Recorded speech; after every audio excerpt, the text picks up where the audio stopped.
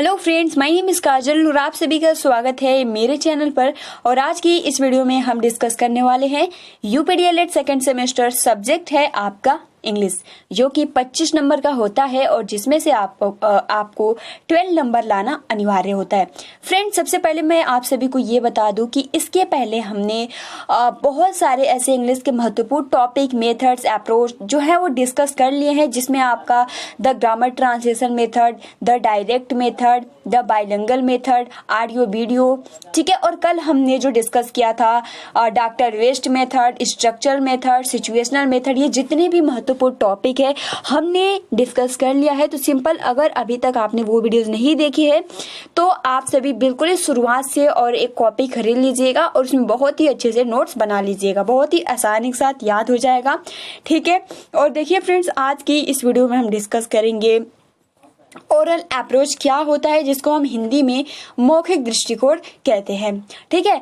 तो चलिए शुरू करते हैं। सबसे पहले आप अगर चैनल पर पहली बार विजिट कर रहे हो तो चैनल को सब्सक्राइब कर सकते हो, ठीक है। वीडियो को लाइक कर दीजिए। चलिए शुरू करते हैं। देखिए, ओरल अप्रोच, ओरल मतलब होता है मौखिक और अप्रोच मतलब होता है दृष्टिकोण, यानी मौखिक दृष्टिकोण, यानी जो आपका यह मेथड होता है, यह अप्रोच होता है, इसमें मौखिक रूप से किसी भी टॉपिक या किसी भी सेंटेंस को बताया जाता है, उसके बाद लिखवाया जाता है और उसके बाद जितने भी प्रोसेस होते हैं वो किया जाता है। जैसे कि विद्यालय होता है, ठीक है, विद्यालय होता है तो उसमें सबसे पहले जो भी टीचर आते हैं उनके जैसे ही क्लासरूम में एंट्री होती है तो सबसे पहले वो बुक लेते हैं, ठीक है। वो बुक लेंगे और सबसे पहले वो मौखिक रूप से बताएंगे या कुछ भी बोलेंगे तो वो मौखिक रूप से एक बार ही बोलेंगे कि हाँ हमको ये पढ़ना है, और उसके बारे में थोड़ा फुल डिटेल्स करके वो बताते हैं। वो पहले ही डायरेक्ट लिखवाना स्टार्ट कर देते हैं तो कुछ बच्चों को समझ में नहीं आता है, इससे बहुत ज्यादा प्रॉब्लम होती है। तो सबसे पहले क्या होता है कि मौखिक रूप से बताया जाता है, उसके बाद से लिखवाया जाता है। उसके बाद देखिए, जब उनको समझ में नहीं आता है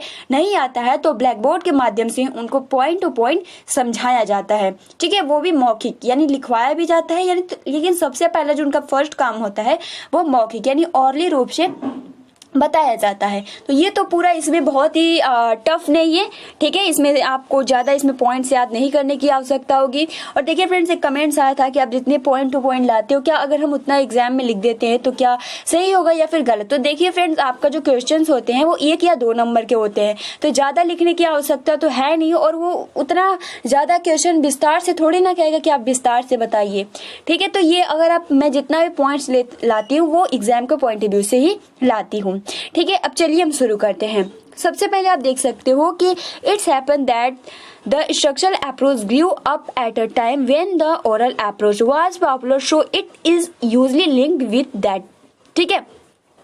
इसका मतलब क्या होता है, देखिए फ्रेंड्स, मैंने हिंदी भी लिख दिया है ताकि आप सभी को प्रॉब्लम भी ना हो, ठीक है। देखिए, जो आपका ये मेथड्स होता है, ये यहाँ पे कहता है कि ऐसा होता है कि स्ट्रक्चरल अप्रोच उस समय बड़ा हुआ जब ओरल अप्रोच लोकप्रिय था। इसके पहले हमने स्ट्रक्चरल यानी संरचनात्मक किसी भी सेंटेंस को बोलने से पहले हमें ये पता होना चाहिए कि किस तरीके से उसका स्ट्रक्चर रहना चाहिए। तो यहाँ पे ये बोला जाता है कि ये दोनों जो है स्ट्रक्चरल अप्रोच और ओरल अप्रोच, सबसे पहला प्रश्न यही आता है कि ओरल अप्रोच से कौन सा अप्रोच लिंक्ड है। तो वहां पर आप सभी का आंसर हो जाएगा, वो हो जाएगा स्ट्रक्चरल अप्रोच, क्योंकि अभी आप देख सकते हो it happens that the structural approach grew up at a time when the oral approach was popular, so it usually linked with that. यानी आपका जो स्ट्रक्चरल अप्रोच उस समय बड़ा हुआ था जब आपका ओरल अप्रोच लोकप्रिय था, पॉपुलर था, यानी दोनों, यानी आप कह सकते हो कि जो स्ट्रक्चरल अप्रोच है ये उसी टाइम बड़ा हुआ था कि जब लोग ओरल अप्रोच को अपनाते थे, क्योंकि ये बहुत ज्यादा लोकप्रिय था, इसीलिए ये क्या है, ओरल अप्रोच से जुड़ा हुआ है, यानी इससे लिंक्ड है। उसके बाद देखिए अगला जो आपका पॉइंट कहता है, the oral approach is based on the belief that the easiest way to learn a language. यानी जो आपका मौखिक दृष्टिकोण होता है, जो ओरल अप्रोच होता है, वह इस विश्वास पर आधारित होता है कि भाषा सीखने का सबसे आसान तरीका है। बहुत ही महत्वपूर्ण ये लाइन है ये वाला, the oral approach is based on the belief that the easiest way to learn a language. यानी इस जो आपका ओरल अप्रोच है, मौखिक दृष्टिकोण जो है, आप इस पे बिलीव कर सकते हो, विश्वास कर सकते हो। यानी इस विश्वास पर आधारित है कि आप इस माध्यम से बहुत ही आसानी के साथ किसी भी भाषा को सीख सकते हो, और यह सबसे आसान तरीका है, कहा जा रहा है इजीएस्ट वे, यानी सबसे आसान तरीका है। उसके बाद देखिए इवन इफ, यानी अब इवन मतलब यहाँ तक भी हो सकता है, अंततः भी होता है, ठीक है। Even if ultimately you want only to be able to read it, यानी यहाँ पे कहा जाता है कि भले ही अंततः आप केवल इसे पढ़ पाने में सक्षम होना चाहते हैं, यानी आप चाहते हो कि आप किसी भी टॉपिक को पढ़ लो, लिख लो, तो वो मौखिक रूप से जब आप सभी को बताया जाता है तो ये तो तय है कि आप 100% उसको, जैसे कि मान लीजिए अभी हम पढ़ रहे हैं तो हम क्या, पहले तो मौखिक रूप से हम आप सभी को बोल ही रहे हैं ना, सबसे पहले हम सुनाते हैं, जो स्टूडेंट्स होते हैं वो सुनते हैं, तो उनको ये भी पता चलता है कि किस तरीके से क्या पढ़ना है। तो यहाँ पे यही कहा जाता है, even if ultimately you want only to be able to read it is to start orally the teacher presenting all new material orally. यानी जो आपका टीचर होता है वो इस तरीके से किसी भी टॉपिक को इस तरीके प्रस्तुत करता है, इस तरीके से कि वो मौखिक दृष्टिकोण यानी ऑल न्यू मटेरियल ओरली, यानी किसी भी वो नए सामग्री को प्रस्तुत करता है तो वह मौखिक यानी ओरली रूप से ही प्रस्तुत करता है। With the students only listening, यानी उसके साथ ही जो स्टूडेंट्स होते हैं, छात्र होते हैं, शिक्षार्थी होते हैं, वो केवल सुनते हैं, and then the students using it, ठीक है। उसके बाद क्या करते हैं कि वो उसका प्रयोग करते हैं, यानी जो कुछ भी उन्होंने सुना तो उसके बाद स्वयं क्या करते हैं, listening, and then the student using it themself in speech, यानी जो कुछ भी उन्होंने ओरली या जो भी स्पीच दिया उसका यूज करते हैं बिफोर रीडिंग और writing of the material is attempt. यानी यहाँ पे कहा जा सकता है कि सामग्री को पढ़ने या लिखने से पहले प्रयास किया जाता है। बोलना यानी किस तरीके से आप मौखिक रूप से सबसे पहले बोल सकते हैं, उसके बाद से आप बहुत ही आसानी के साथ किसी भी टॉपिक को लिख सकते हो। तो ये बस आप सभी को अगर हम शॉर्ट भाषा में समझाएं कि जो ओरल अप्रोच होता है वो क्या होता है, तो ओरल अप्रोच जो होता है कि किसी भी हम कहें किसी भी विद्यालय में जाने से पहले जो टीचर होता है किसी भी टॉपिक को शुरू करने से पहले एक बार वो ओरल अप्रोच यानी मौखिक रूप से सबसे पहले उसके बारे में विस्तार से बताता है।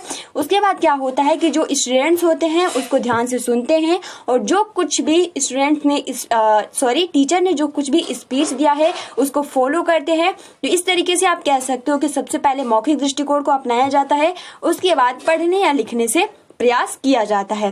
तो फ्रेंड्स आई होप कि आपको बहुत ही आसानी के साथ क्लियर हो गया होगा, ठीक है। और देखिए मैंने नीचे हिंदी भी लिख दिया है ताकि आप सभी को प्रॉब्लम ना हो, पीडीएफ जब देते हैं तो उस टाइम हिंदी में आप सभी को क्लियर हो जाएगा। अब देखिए एक बार और स्टार्ट से बता देती हूँ ओरल अप्रोच। तो ओरल अप्रोच जो होता है, it happens that the structural approach grew up at a time when the oral approach was popular, so it is usually linked with that. यानी सबसे पहला प्रश्न यही पूछा जाता है जो ओरल अप्रोच होता है वो किससे लिंक्ड है, तो स्ट्रक्चरल अप्रोच से है। और स्ट्रक्चरल अप्रोच कब पॉपुलर हुआ, तो जब आपका ओरल अप्रोच पॉपुलर था उस टाइम ओरल जो स्ट्रक्चरल अप्रोच जो कि हम इसे हिंदी में संरचनात्मक अप्रोच कहते हैं इसको, तो उस टाइम ये स्ट्रक्चरल अप्रोच पॉपुलर हुआ था। उसके बाद देखिए यहाँ पे कहा जाता है so it is usually linked with that, यानी इसी कारण ये जो आपका ओरल अप्रोच है और स्ट्रक्चरल अप्रोच है दोनों एक साथ लिंक है। और जस्ट अभी हमने बताया the oral approach is based on the belief that the easiest way to learn a language, यानी जो मौखिक दृष्टिकोण है इस विश्वास पर आधारित है कि भाषा सीखने की क्या है सबसे आसान तरीका है, ठीक है।